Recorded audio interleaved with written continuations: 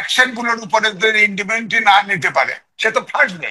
অপরাধটা সে কম করে নাই, সে বুঝে করুক অবুঝে করুক, সে কিন্তু অপরাধ অনেক করে ফেলছে, এবং এই তার সরকার আপাত মস্তক অবৈধ। সুতরাং তার যে যতগুলো বেনিফিট, যত অ্যাকশন, কেউ তো এক সময় না এক সময় তাকে তো কাঠগড়ায় উঠতে হবে। সুতরাং আমার মনে হয় এখন যে পরিস্থিতি, সারা দেশ উনি জিম্মি করে ফেলছে। এখন একটা অপশন হয়েছে, যদি এই ব্রিটেনের বৈঠক ফেল করে, তাকে খুব অপমান অপদস্থ হয়ে বাংলাদেশ থেকে বেরিয়ে যেতে হবে। তাই তো সব লুট করতেছে, তো ছাত্র সহ সব লুট করতেছে তো। আমন্ত্রণ জানাচ্ছি প্রিয় দর্শক, মানচিত্র নিয়মিত আয়োজন কথোপকথনে। আমাদের প্রধান উপদেষ্টা ডক্টর মোহাম্মদ ইউনূস 4 দিনের সফরে যে যুক্তরাজ্যে এখনো অবস্থান করছেন, কিন্তু এরই মধ্যে নানান ইভেন্টকে কেন্দ্র করে যথেষ্ট বিতর্কের সৃষ্টি হয়েছে, যেমন তার নিজের বক্তব্যকে কেন্দ্র করে, পাশাপাশি তার প্রেস উইং এ নানান ধরনের কর্মকাণ্ডে। এবং আমরা আশা করছিলাম যে তার এই সফর সফল হবে। কতটুকু সফল হলো, কতটুকু ব্যর্থ হলো, আমরা একটু আলোচনা করতে চাই। এই গত 3 দিনে যা কিছু হয়েছে এই বিষয়ে আলোচনার জন্য আমাদের সঙ্গে এই মুহূর্তে যুক্ত রয়েছেন সিনিয়র সাংবাদিক M A Aziz. M A Aziz, আপনাকে স্বাগত জানাচ্ছি আমাদের অনুষ্ঠানে। জি, আপনাকে ধন্যবাদ। হ্যাঁ, আপনার শুনতে কাছ পাচ্ছেন? থেকে, জি জি শুনতে পাচ্ছি। আহ আপনার কি মনে হয় সফরটি কেমন হয়েছে? ধন্যবাদ আপনাকে। দেখেন, 10 মাস ডক্টর মোহাম্মদ ইউনূস সরকারের দায়িত্ব নিয়ে আছে, 11টা সফর করেছে, একটি বাদে সব তার প্রাইভেট সফর। অথচ রাষ্ট্রীয় কোষাগারে পয়সা দিয়ে সে সফর করছে, ব্রিটেনে গেছে। ব্রিটেনের প্রধানমন্ত্রী আগের দিন পর্যন্ত আপনার পার্লামেন্টে বক্তব্য দিয়েছে, সে তার কাজে ব্যস্ত।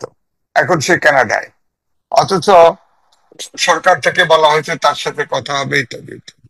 তো সুতরাং ওনার এই সফর ব্যর্থ হবে না সফল হবে উনি ভালো বুঝবেন। আমরা আলোচনাটা করতে পারি যে এই সফরের সময়, যেহেতু ব্রিটেনে বিএনপির ভারপ্রাপ্ত চেয়ারম্যান ব্রিটেনে আছেন, সেখানে ইউনূসের ইচ্ছায় এবং বেগম খালেদা জিয়ার মধ্যস্থতায় এই আপনার বৈঠকটা হবে বলে মনে হচ্ছে। 13 তারিখে সকালের দিকে 9টা-10টার দিকে আমি আমি বৈঠকটা এই হবে। বিষয়ে অবশ্যই আসবো। সাংবাদিক ইমে আজিজ, আমি এই বিষয়ে অবশ্যই আসবো। তার আগে তিনি মানে আমাদের প্রধান উপদেষ্টা চ্যাথাম হাউসে, ব্রিটেনের যে ঐতিহ্যবাহী থিঙ্ক ট্যাঙ্ক প্রতিষ্ঠান, সেখানে যে বক্তব্য দিলেন, প্রশ্নোত্তর পর্বে অংশ নিলেন। সেখানে তিনি যে বক্তব্যগুলো দিয়েছেন, আমি সব বিষয় টাচ করতে চাই না, কিন্তু এরই মধ্যে সমালোচনা হচ্ছে দুটি বিষয়কে কেন্দ্র করে। একটি হচ্ছে, তিনি বলেছেন যে আহ দেশের জনগণ টাকা খেয়ে ভোট দেয়, তারা ভোটের উদ্দেশ্য বোঝে না।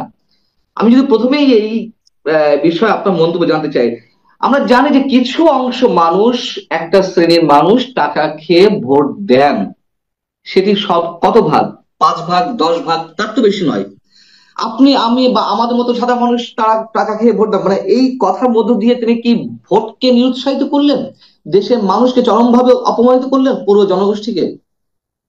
না, দেখেন, এই জন্যই বলা হয় তিনি এনজিও করেন, তিনি রাষ্ট্র চালানোর যোগ্য নন। দেশকে বিদেশে গিয়ে যে জনগণকে মেলাইন করে, জনগণ এ দেশের মালিক। সেই জনগণকে যদি চাঁদা খেয়েও থাকে, জনগণ যদি ইলেকশনের সময় পয়সা নিয়েও থাকে, তিনি তো এটা বলতে পারেন না। আমরা তো বলি না, তিনি তো এই দেশটাকে ব্যবসায়িক কেন্দ্র করেছেন।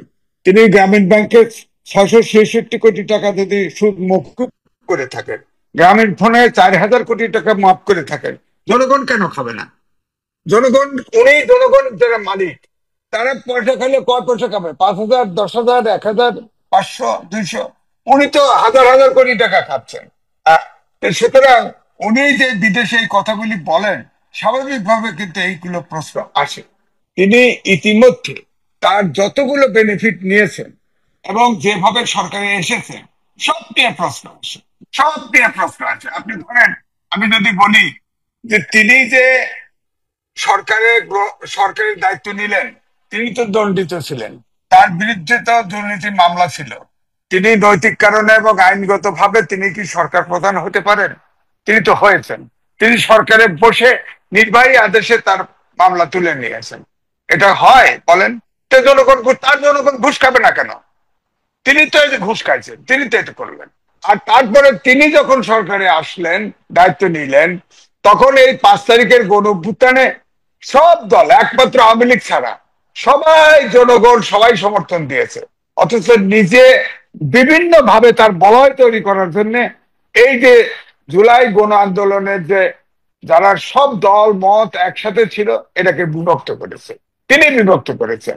এখন আপনি দেখেন এনসিপি, আপনার ইসলামিক আন্দোলন বাংলাদেশ এবং জামাত ইসলাম এক সুরে কথা বলে, আর বাকিরা এক সুরে কথা বলে, দেশটাকে দুই ভাগ করে ফেলছে না? তার জন্য হয়েছে। তিনি আমার প্রথমে আরো একটা প্রশ্ন। জি জি, বলুন। তিনি প্রথমে প্রথমে ইউটিউব সার্চ দিলেই পাবেন, তিনি ইউটিউবে হাত নাড়া নাড়া ঘাড় নাড়া নাড়া বলছিলেন যে রাজনৈতিক দলগুলো যতটুকুতে সংস্কার একমত হয় ততটুকু নিয়ে নির্বাচনে যাব, না হলেও নির্বাচনে যাব। হ্যাঁ, বলছো যে এরপরে ওয়েবসাইটে দিয়ে দেব কে একমত হয়েছে কে একমত না হয়েছে জনগণ জানবে। তো ওনার তো প্রতিশ্রুতি প্রথমেই আছে যে নির্বাচনে যাওয়া, উনি নির্বাচন নিয়ে কেন টালবাহানা করেন? উদ্দেশ্য কি? আবার জনগণ দিয়ে আগে এখন বন্ধ হয়েছে যে পিছন দিয়ে হাঁটায়, তিনি তো পেয়ার ম্যান, পাক্কা পেয়ার ম্যান, লোক সেট করে রাখে, হেঁটে গেলেই বলে আজীবন থাকেন 5 বছর থাকেন, এগুলি বলে, এখন আবার বন্ধ হয়েছে। তো এখন যেটা আলোচনা বৈঠকে, লন্ডনে বৈঠকে তিনিই কিন্তু এটা তিনিই প্রস্তাব করেছেন, তিনি বৈঠক করবেন। এখন ওখানে যা বৈঠক কি করবেন জানি না। যে ব্রিটেনে গেছে, ব্রিটেনের প্রধানমন্ত্রীর সাথে তার অ্যাপয়েন্টমেন্ট, প্রধানমন্ত্রীর খবর নাই, প্রেস সেক্রেটারি মিথ্যা কথা বলতেছে, সে এখন কানাডায় আছে। তো এখন এখন কি টিউলিপের সাথে টিউলিপ চিঠি দিছে, বলে এটা প্রেস সেক্রেটারিতে বলাইছে, এটা আইনি বিষয়, আইনি ভাবেই মোকাবেলা এটা দেখা হবে। তো এখন এখন আপনার কাছে ডক্টর, সেই ভোটের উদ্দেশ্য থেকে প্রশ্ন, তাহলে তিনি তো দেশের মানুষের উপরে নির্ভর করছেন না। ভোটের জায়গাটিতে তিনি যেভাবে প্রশ্নবিদ্ধ করলেন যে মানুষ ভোট টাকা খেয়ে ভোট দেয়, এই জন্য এই সংস্কার টংস্কার ইত্যাদি ইত্যাদি, এর সাথে আরো যে কথাটি বলেছেন যে পুরো বাংলাদেশ দুর্নীতিতে নিমজ্জিত, প্রতিটি সেক্টর নিমজ্জিত দুর্নীতিতে। আমরা জানি অবশ্যই দুর্নীতি রয়েছে, বড় অঙ্কের টাকা পাচার হয়েছে গত আওয়ামী শাসনের সময়, অস্বীকার করার কিছু নেই, কিন্তু প্রত্যেকটা মানুষ দুর্নীতিগ্রস্ত। আপনার এটি মনে হয় তিনি যে মন্তব্য করেছেন চ্যাথাম হাউসে? না, দেখেন, মানসিক ভাবে জনগণ দুর্নীতিগ্রস্ত হতে পারে, কিন্তু আমার তো ধারণা ছিল ডক্টর মোহাম্মদ ইউনূস অন্তত পক্ষে সৎ আছে। এখন উনি রাষ্ট্র ক্ষমতার দায়িত্ব নেওয়ার ফলে দেখি যে ওনার পারিষদ, অন্তর্বর্তীকালীন সরকারের এপিএস পিএস, আমি বাংলাদেশ ব্যাংকের গভর্নরকে বহুত প্রশংসা করেছি। এই গভর্নর মেয়েও তো এখন 100 কোটি টাকার ফ্ল্যাটের মালিক দুবাইতে। আপনি যাবেন কোথায়? ফেসিবাদী কিছুদিন আগে সরকার তো যা, গভর্নর উত্তর দিয়েছেন যে তার মেয়ে জামাই ব্যবসায়ী, তারা দীর্ঘদিন ধরে দুবাই থাকেন, তারা এটি করতে পারেন, অস্বাভাবিক কিছু না। এটি গভর্নরের অ্যান্সার, মানে এই বিষয়ে। হতে পারে, হতে পারে তার মেয়ের দাবাই ব্যবসা করেন, ঘাটতি ছিল উনি পূরণ করে দিয়েছেন, আর সময় ফ্ল্যাট করতে পারেন না। এখন উনি জি। গভর্নর হওয়ার পর ফ্ল্যাট কিনতে পারলো, আগে পারলো না, পরে পারলো না, এগুলি কয়ে লাভ দেন। উপদেষ্টার দুইটা উপদেষ্টার আপনার এপিএস টাকা মারছে না, ছাত্রদের। ডক্টর মোহাম্মদ ইউনূস তো পুরো জেনারেশন গ্যাপ করে দিছে, প্রত্যেকটা মিনিস্ট্রিতে প্রত্যেকটা কমিশনে ছাত্র বসায় দিছে, এবং সবাই দুর্নীতিগ্রস্ত। তো আমার তো মনে হয় ফেসিবাদ আর এই সরকারের ভিতরে কোনো পার্থক্য নাই, তাদের অ্যাকশন গুলো ঠিক ফেসিবাদের মতো, দুর্নীতিও ঠিক ফেসিবাদের মতো। সেই সাথে মব কালচার, একটা বাহিনী তৈরি করছে ছাত্র দিয়ে, যেখানে সবাই বাহির, এখন অবশ্য মব একটু কমেছে, কারণ বিএনপি যখন তারুণ্যের সমাবেশ গুলো করেছে এবং মবের ব্যাপারে যখন হুঁশিয়ারি উচ্চারিত হয়েছে, সেনা প্রধান থেকেও তো বলা হয়েছে full stop, no mob culture বলেছে, তো এখন মব কালচার বন্ধ হয়েছে। সুতরাং আমি বলবো যে এই পরিস্থিতি তৈরি করার জন্য ডক্টর মোহাম্মদ ইউনূস এককভাবে দায়ী, এককভাবে দায়ী, এবং তিনি এইটাকে ভীত। লন্ডন লন্ডন সফরটাকে বলা হচ্ছিল সরকারি সফর। আমাদের জি না, ভারপ্রাপ্ত পররাষ্ট্র উপদেষ্টা বলছিলেন যে যদি সরকারি সফর হয়েই থাকে তাহলে সে দেশের সরকার প্রধান বা রাষ্ট্রপ্রধানের সঙ্গে বৈঠক করা বিষয়গুলো কেন পূর্ব নির্ধারিত ছিল না? কেন আপনি যেটা বলছিলেন তার প্রেস সচিব মিস্টার শফিকুল আলম এইভাবে লুকোচুরি করলেন? খোদ কিয়ার স্টারমার লন্ডনে অবস্থান করছে নিজ দেশে, বলা হচ্ছে যে না কানাডায় গেছেন ইত্যাদি ইত্যাদি। কেন এই ধরনের কথাবার্তা? এবং যেখানে আন্তর্জাতিক গণমাধ্যম ফিনান্সিয়াল টাইমস কে আমাদের প্রধান উপদেষ্টা নিজে জানিয়েছেন যে কিয়ার স্টারমার তাকে সময় দিচ্ছেন বা বা তার সঙ্গে দেখা করতে চান না, কি কারণে এই সব বিষয়গুলো ঘটছে? দেখেন, তিনি যে পুরস্কারটা নিতে গেছেন, এও শোনা গেছে সেই পুরস্কারের লিস্টে ওনার নাম নাই। হুম। আমার কাছে প্রমাণ নাই, তাই আমি বলছি না, বলতে চাচ্ছি না। না, প্রমাণ আছে, উনি প্রমাণ আছে, আমার কাছেও আছে। না, আমি বলি যে যেই যেই নমিনেশন পেপার কিংস ফাউন্ডেশনের, সেই নমিনেটেড পার্সনদের মধ্যে তার নাম নেই। এটা সত্য কথা, আপনার কাছে না থাকলে আমি পাঠিয়ে দেবো। ঠিক আছে, এই জন্যই আমি বলছি এটা একদম নিছক আমার ধারণা। তিনি বিএনপির ভারপ্রাপ্ত চেয়ারম্যান তারেক রহমানের সাথে তার বৈঠক হওয়াটাই মুখ্য। এর সাথে উনি এই প্লেন ভাড়া পাওয়ার জন্য, ফ্রি পাওয়ার জন্য, ওই যে দেখেন না, ইয়ার নোবেল প্রাইজের সুদও মৌকুব করে দিছে। এত ছোট লোক। হুম, হুম। বলেন আপনি কয় টাকা ট্যাক্স দিতে হয় বলেন, উনি ওটাও মাফ করে দিছে। গ্রামীণ ব্যাংক শুধু না, তারপরে ইউনিস বিশ্ববিদ্যালয়, Yunus trust, man power export, কত কিছুই না নিছে। তো উনি তো দেশটাকে ব্যবসায়ী, ওনাকে তো বেরোতে হবে। ওনাকে, যে সরকার সামনে নির্বাচনে ক্ষমতায় আসে, তার কাছে যদি তার অ্যাকশন গুলোর উপরে যদি ইন্ডিপেন্ডেন্ট না নিতে পারে, সে তো ফার্স্ট নেই। অপরাধ তো সে কম করে নাই। সে বুঝে করুক অবুঝে করুক, সে কিন্তু অপরাধ অনেক করে ফেলছে। এবং এই তার সরকার আপাত মস্তক অবৈধ। সুতরাং তার যে যতগুলো বেনিফিট, যত অ্যাকশন, কেউ তো এক সময় না এক সময় তাকে তো কাঠগড়ায় উঠতে হবে। সুতরাং আমার মনে হয় এখন যে পরিস্থিতি, সারা দেশ উনি জিম্মি করে ফেলছে। এখন একটা অপশন হয়েছে তারেক রহমানের সাথে আলোচনা করা, বড় পার্টি। এখন দেখেন এনসিপি, জামাত ইসলাম এবং ইসলামিক ঐক্যজোট বাংলাদেশ ছাড়া আর সবাই নির্বাচন চায়। নির্বাচনটা দিয়ে উনি আবার মনে হয় সম্মানটা রক্ষা করে বিদায় নিক। সেখানে তারেক রহমানের সাথে তিনি হয়তো ভবিষ্যৎ প্রধানমন্ত্রী হবেন, তার সাথে আলোচনা করুন। অন্তত পক্ষে তাকে যাতে আবার বন্দী করা না হয়, কারণ এমনি জেল থেকে একবার দণ্ডিত থেকে সরকার গ্রহণ করছে। আবার সেই কারণেই এই অবৈধ জায়গায় তাকে যেন ধরা হয় না। আপনি খেয়াল করে দেখেন, এই আলোচনার আগে অ্যাপিলেট ডিভিশনে তারেক রহমানের একটা কেস অ্যাকসেপ্ট করাইছিল থ্রেট করার জি। জন্য। কি শয়তানি লোক, চিন্তা করছেন? তার তো আপোষ করার পর সে আসলে ক্ষমতা আঁকড়ে ধরে থাকতে চেয়েছে। এখন দেশটার অবস্থা এমন করে ফেলছে, বিশ্ব ব্যাংক বলেছে 3.3, আজকেও পত্রিকায় দেখলাম 3.3% জিডিপি গ্রোথ। বাংলাদেশের ইতিহাসে নেন, বাংলাদেশের 6.5 থেকে 7 থাকে, এবং 26 সালে আবার উন্নয়নশীল দেশে যাচ্ছে। জিএসপি সুবিধা পাবেন না, লোনের ইন্টারেস্ট বেশি হবে, এবং কোনো ব্যবসা নাই, বিনিয়োগ নাই। এই দেশটা 26 সালে আপনি দেখবেন দুর্ভিক্ষে যাবে। এবং যে সরকারি ইলেকশন করুক না কেন, তার এই দেশ চালানো কঠিন হবে। তিনি এই রিস্ক নিয়েও সরকার ছাড়তে চায় না, সরকার ছাড়তে চাচ্ছেন। ওনার গদিন লোভ এত। যেমন বাংলা গ্রামীণ ফোনের আপনি দেখেন না, আইন ছিল 60 বছরে রিটায়ার করবে, উনি ওটা কোনোভাবেই ছাড়তে রাজি না।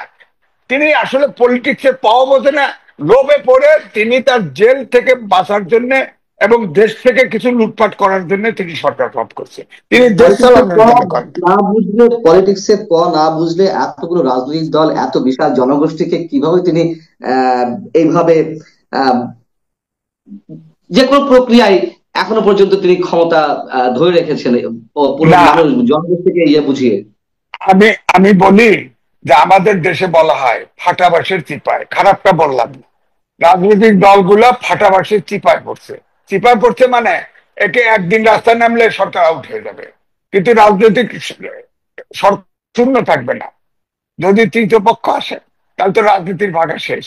বুঝলেন, তাকে ছুতেও পারতেছে না, ধরতেও পারতেছে না, এই জায়গায় আছে। সুতরাং এই জন্যই তার সাথে আপোষ রফা করা দরকার, করতে চাচ্ছে। কারণ তাকে ফাইনালি যদি এই ব্রিটেনের বৈঠক ফেল করে, তাকে খুব অপমান অপদস্থ হয়ে বাংলাদেশ থেকে বেরিয়ে যেতে হবে। আপনি ফেল করা দেখবেন। বলতে, মানে আমি একটু ক্লারিফাই মানে করার প্রয়োজন রয়েছে বোধহয় এখানে। সেটা হচ্ছে যে 13 তারিখে তারেক রহমানের সঙ্গে তার বৈঠক রয়েছে। আপনার কি মনে হয় যে ওই বৈঠকটি ফেল করবে, আপনার কি মনে হচ্ছে, নাকি সফলতা আসতে পারে, বা আপোষ, কোনটা?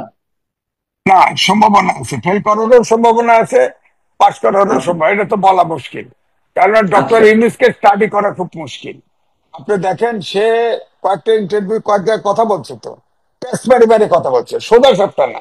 গেছে চাপোজ করতে, কথা বললেই তো হয়। স্টেটমেন্ট তিনিই হন যে আমি আসছি মেজর দলের প্রধানের সাথে কথা বলতে আসছি, আমারও কিছু বক্তব্য আছে, তারও কিছু বক্তব্য আছে, আমরা সমঝোতা করার চেষ্টা করব। এই কথা নিয়েই তো আলোচনা হওয়া উচিত। উনি কিন্তু পেস মারতেছে। উনি সবসময় বলতে সব দলের ঐক্যমতের ভিত্তিতে জুলাই চার্টার শেষ করে ঘোষণা দিয়ে সেই অনুযায়ী নির্বাচন দেবো। তো ওনার কি এই নেট প্যাসের কথা না একটা বলেন? প্যাসের কথা না, আবার এনসিপি দিয়ে বলা হয়েছে ইতিমধ্যে। আগে বলেছে যে সিদ্ধান্তই হয় তারা একমত হবে, এখনো প্যাস লাগাই দিছে যে না, জুলাই চার্টার হওয়ার পরে সেই অনুযায়ী নির্বাচন হবে। এটা কি? তার মানে তো প্রেস লাগতে পারে, বোঝাই যাচ্ছে। অথচ তার উপদেষ্টা পরিষদের এক অংশ নির্বাচন চায় ফেব্রুয়ারিতে, এক অংশতে। বেগম খালেদা জিয়াও ফেব্রুয়ারিতে নির্বাচন চায়, অর্থাৎ পিছাইতে চায়। বিএনপি পিছাইতে চায়, সোজা কথা, ইউনুসকে আগাইতে হবে। ফেব্রুয়ারির পরে তো নির্বাচন দেওয়া সম্ভব না, কারণ এরপরে এসএসসি পরীক্ষা, এইচএসসি পরীক্ষা, তারপরে জি। বন্যা, তারপর বৃষ্টি, ঝড় বৃষ্টি ইত্যাদি। সুতরাং তাকে হয় ফেব্রুয়ারিতে এগ্রি করতে হবে, আর না হলে তাহলে এই দেশ থেকে তাকে পালাতে হবে। এর ছাড়া কোনো আপনার কি অপশন তার জন্য খোলা নাই। আপনার কি মনে হয় যে দেশের এই মুহূর্তে সবচেয়ে বড় রাজনৈতিক দল হিসেবে বিএনপি কোনো বিভ্রান্তির মধ্যে রয়েছে, বা তারা নিজেদের সঠিক সিদ্ধান্তটি নিতে সিদ্ধান্তহীনতায় ভুগছে কোনো এক অজানা আতঙ্ক, অজানা আশঙ্কার জায়গা থেকে? না, আমার কাছে মনে হয় তা না। এটা আমি যেটা আগেই বললাম, যে একটা রাজনীতিবিদ, রাজনৈতিক শূন্যতা তৈরি হলে কিন্তু রাজনৈতিক শূন্যতা থাকে না, তৃতীয় পক্ষ সেই শূন্য পূরণ করে। জি। বিএনপি এখন আওয়ামী লীগের পরে বৃহৎ দল, নির্বাচন হলেই তারা সরকার গঠন করবে। এই মুহূর্তে তারা এই রিস্ক নিতে চায় না। কিন্তু ডক্টর মোহাম্মদ ইউনূসের সাথে এবারে বেগম খালেদা জিয়া এটার সাথে কিন্তু মেডিয়েটর হিসেবে আছেন। তিনিই বলে দিচ্ছেন যে ইউনূস সাহেবকে সহযোগিতা করে নির্বাচন করা দরকার। সুতরাং আমার ধারণা এই আলোচনা ফেল করলে ইউনূস সাহেবের বিরুদ্ধে এই সেই অপোজিশন বানিয়েছে বিএনপিকে, এবং বিএনপি আন্দোলনে নামবে। আমার বক্তব্য হচ্ছে যে তার পক্ষে সে তো ফেল করছে, সে তো ফেল করছে। আপনি বলেন, আমি নামে নির্বাচনে আওয়ামী লীগের 3টি কিংস পার্টি করেছিল, বড় বড় নেতা দিয়ে 300 সিটের হুম। ইলেকশন করাইছে, একটারও জামানত থাকে নাই। এবং এনসিপি যেভাবে বিতর্কিত হয়ে গেছে নেতারা, আপনি চিন্তা করেন 52 থেকে 2024 পর্যন্ত সব আন্দোলনের নেতৃত্ব দিচ্ছে ছাত্ররা। কোন আন্দোলনের ছাত্ররা সরকারের অংশ হুম। নেয় নাই, এবং এত বিতর্কিত হয় নাই। এটা কিন্তু আস্তে আস্তে ছোট হয়ে যাচ্ছে। এবং উনি যে নির্বাচন পিছাতে চাচ্ছে, উনি যত পিছাবে তত এটা ছোট হয়ে যাবে। আর জামাত ইসলাম খেলে বেলা গোল করতে পারেন। উনি জামাত ইসলাম 2বার নিরপেক্ষ নির্বাচন করছে, একবার একটা সিট পাইছে, আর একবার 3টা সিট পাইছে। এবার না হলে মুক্ত মাঠ পেয়েছে, হয়তো চেষ্টা করে যাচ্ছে, কিন্তু 10টার বেশি আসন পাওয়ার কোনো সম্ভাবনা নাই। কারণ হচ্ছে পার্লামেন্টারি পার্টি সিস্টেমে জানেই তো, যে সিট তো তাদের ভোট তো বেশি পাইতে হবে সিটে। এই জন্য তারা আবার আনুপাতিক হারে নির্বাচন, যাতে করে অনুপাতে যে ভোট পায় সেই ভোটে যাতে পার্লামেন্টের সিট পায়, নানান কৌশল। কারো কারোর আগে মধ্যে এরকম একটা পারসেপশন তৈরি হয়েছে, তিনি আপনি যে কথাগুলো বলছেন ঠিক ওই জায়গা থেকে নাকি আলোচনা করতে চান তারেক রহমানের সঙ্গে আসন সমঝোতার ভিত্তিতে। আসলে এই গুঞ্জনগুলো কি আপনার কাছে বিশ্বাসযোগ্য মনে হয়? না, গুঞ্জন একদম অবিশ্বাস মনে হয়। কারণ ডক্টর ইউনূস তার নিজের স্বার্থে যে কোনো রকম আপোষ করতে পারে, তার ফ্রি এক্সিট তার দরকার। যে যে অপকর্মগুলো করে ফেলেছে এই দেশে, সে কিন্তু অনেক জায়গায় বন্দী আছে। এটা আমি কিছু উল্লেখ করলাম, এছাড়াও আছে। আবার এই সরকারের মধ্যে আপনার 17 জন তার সহযোগী আছে, সব প্রবাসী এবং বিদেশি। তিনি নিজেও আমেরিকান নাগরিক, নিজেও। আমি তো বলি এটা বর্গী, ব্রিটিশ আমলের বর্গী আছে না, এই বর্গী। এরা দেশের বিপদ হলে সব প্লেনে উঠে যাবে। প্লেন তো যে সরকারে আসবে সাথে সাথে তো প্লেন বন্ধ করে দিতে হবে বাংলাদেশে ওঠা নামা, আপনি নাহলে তো বলছেন এগুলো সব বর্তমান প্লেনে অন্তর্বর্তী পড়বে। সরকার বর্গীদের মতো ভূমিকা পালন করছে? তাই তো সব লুট করতেছে তো, ছাত্র সহ সব লুট করতেছে তো, বলেন না? একটা লোক সৎ আছে, দুই একটা তো ছাড়া সব তো তাদের। হ্যাঁ না, আচ্ছা বলেন তো, একটা উপদেষ্টার এপিএস যদি টাকা খায়, চুরি করে, সে মন্ত্রী জানবে না? যদি বলে যে আমি জানি না, তাহলে সে অযোগ্য, লাথি মারে বের করে দেওয়া উচিত। আর না হলে তাকে ভাগ্যেই করতেছে। দুইটার একটা, এপিএস পার্সোনাল পিয়ন, সে কিন্তু পিএস কিন্তু সরকারের ব্যুরোক্রেট থাকে, এপিএস কিন্তু তার নিজস্ব চয়েসের বাইরের থেকে নেওয়া। সে ঘুষ খাচ্ছে, তিনি জানবেন না? আর যদি না জানেন তাহলে তো অনযোগ্য। আর আর জানলে তিনি অংশ পেয়েছেন, সোজা কথা। আর ছাত্রদের সম্পর্কে অনেক ছাত্রদের, এই নারী কয়েকজন ছাড়া নারীদের সম্পর্কে কথা উঠেছে দু এক জায়গায়, যে তারাও এখন নাকি টাকা পয়সা কামায়। তো এই জেনারেশন শেষ করে দিচ্ছে বিজ্ঞানের যুগে। কোন একটা বার বলেন মাস্টার প্রফেসর ইউনুস একটা দিন কোন শব্দ উচ্চারণ করছে বাবারা তোমরা লেখাপড়াও করো, দেশে চালাও? একটা বার বলছে? একদম ঠিক কথা অর্থাৎ এই বলেছেন। জাতি ধ্বংস হলে তার কিচ্ছু আসবে না। সারা পৃথিবীতে তার দেশ, সারা পৃথিবী তার সাথে, তার এই সারা পৃথিবীর এই 54,000 বর্গ মাইল ধ্বংস হয়ে গেলে তার কিছু আসবে না। সে যতই বলুক না কেন, সে এই দেশে জন্মগ্রহণ করেছিল বটে, তিনি এখন এই দেশের না, তার সারা বিশ্ব বিচরণ ক্ষেত্র, এবং সে আমেরিকান নাগরিক। সুতরাং তার এই দেশের, আপনার এবং আমার যে মমত্ববোধ আছে, এই দেশের প্রতি তার সেই মমত্ববোধ নাই। যদি থাকতো তাহলে এত ব্যক্তিগত বেনিফিট সে নিতে পারতো না।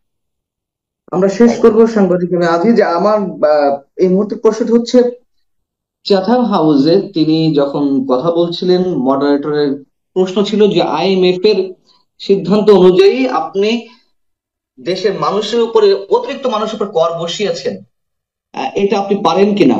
তিনি উত্তরে বললেন যে আমার প্রতি সারা পৃথিবীর সমর্থন আছে। মানে কি প্রশ্নের কি উত্তর? তিনি বললেন ইউএসএ, জাতিসংঘ, লন্ডন বা ব্রিটেন সবার সমর্থন আছে, কিন্তু সেই ব্রিটেনের খোদ প্রধানমন্ত্রী তার সঙ্গে সাক্ষাৎ করলেন না। এটার কারণ কি হতে পারে আপনার কাছে কি মনে হয়? আমি পুরোপুরি হতাশ। তিনি যখন 6 তলা হেঁটে উঠায় বিচার করেন শেখ হাসিনা, তাহলে ধর টুক করে পদ্মার থেকে ফেলে দিতে চায়। হ্যাঁ, আবার সে সুদখোর ঘুষখোর বলে। আমি তার পক্ষে 3টে লেখা লিখেছিলাম, এবং আমরা তখন অনেক কেউ কথা কথা বলছি বলে না। চক্রান্ত। জি, আমি আমরা তার অনেক কথা পক্ষেও, বলছি। হ্যাঁ, পক্ষে টকশো করতে গিয়ে মনে মনে ভেবেছি যে এই জায়গা তার করা ঠিক হয় না, এটা করে। তারপরেও জাতীয় সম্পদ হিসেবে তার পক্ষে কথা বলেছি, এবং প্রথম দিকে ধারণা ছিল তিনি সরকারের দায়িত্ব পেলে সারা বিশ্ব হুমড়ি খেয়ে পড়বে এই দেশকে সাহায্য করার জন্য। আপনি বলেন তো, এ পর্যন্ত একটি পয়সা দেশে সাহায্য আসছে? আইএমএফ এর লোন আমাদের নিতে কি ফ্যাসিস্ট সরকারও বার্গেনিং করেছে। চিন্তা করেন, তার শর্ত মানে নাই, 3টে কিস্তি দিয়ে কিস্তি শুরু করতে পারে নাই। এই সরকার আইএমএফ এর সব শর্ত মেনে কিস্তি নিয়েছে, কারণ তো তার টাকার উৎস নাই, কেউ তাকে টাকা দিচ্ছে না। ওই মিষ্টি কথা, ইউনুস সাহেব নোবেল প্রাইজ পাইছে, সে তো বক্তৃতা ভালো, মানুষকে হিপনোটাইজ করতে পারে, তাকে সব আশ্বস্ত করে।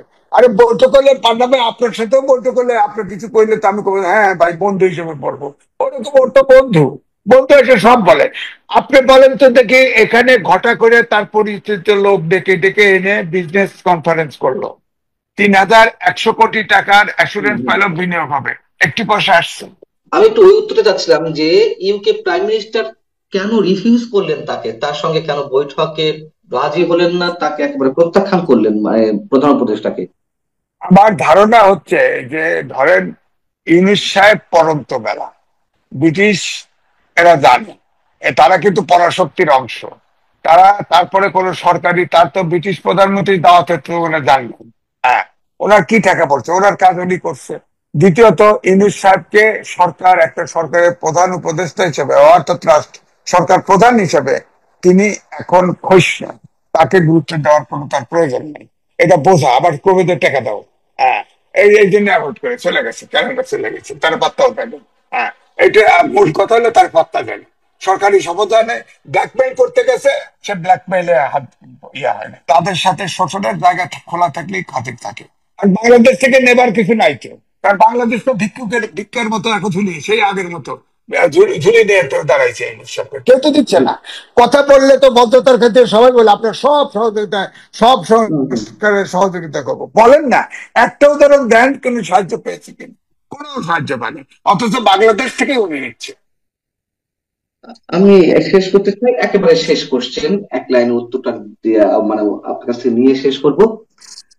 লন্ডন সফরে যত বিতর্কিত ঘটনা ঘটলো গত 3 দিনে, আর একজন সম্ভবত আছেন, এবং একটা রাষ্ট্রপ্রধান বা সরকার প্রধান অন্য দেশে গিয়ে সে দেশের সরকার প্রধানের সাক্ষাৎ চেয়ে পাচ্ছেন না, এবং আরো অন্যান্য যে বিতর্কিত, এইগুলো মিলিয়ে আর কোন দৃষ্টান্ত কি বাংলাদেশের আর কোন সরকার প্রধান বা রাষ্ট্রপ্রধানের ক্ষেত্রে আছে আপনার অভিজ্ঞতায়?